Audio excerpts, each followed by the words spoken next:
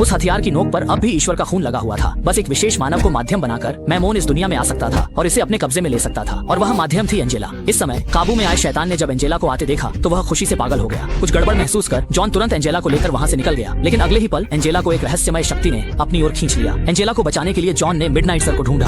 इसके तुरंत बाद जॉन उस कुर्सी पर बैठ गया जिससे वह दुनिया के सभी सच देख सकता था। फिर वह अलग अलग समय में पहुंच गया। दृश्यों के तेजी से बदलने पर जॉन को एंजेला की लोकेशन मिल गई। हालात गंभीर थे। जॉन अपने शिष्य को लेकर वहां पहुंचा, लेकिन उसे पता नहीं था कि वहां पहले से ही नरक के कई शैतानी कंकाल हैं। उसने पवित्र जल शैतानों पर छिड़का जिससे वे दर्द से तड़पने लगे। कॉन्स्टेंटीन ने भी शिकार की मुद्रा अपनाई। आखिरकार उन्होंने स्विमिंग पूल में एंजेला को ढूंढ निकाला, लेकिन तब तक उस पर मैमोन का कब्जा हो चुका था।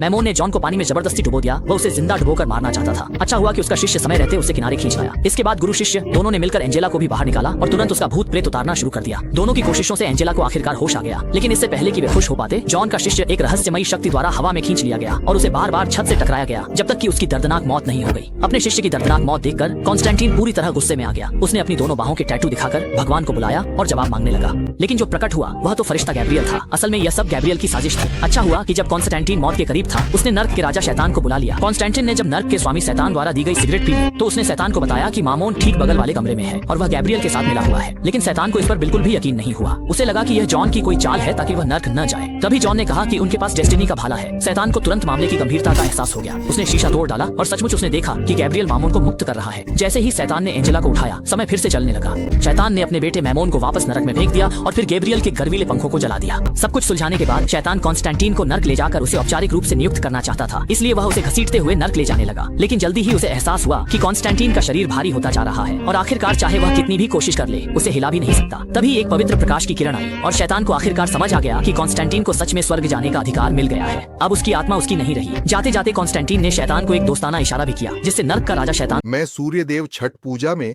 उसी को आशीर्वाद दूंगा और मनोकामना पूरी करूंगा जो इस चैनल को सब्सक्राइब करके कमेंट में मेरा नाम लिखेगा। मुझे इग्नोर करने वाला पक्का अपनी माँ से प्यार नहीं करता होगा।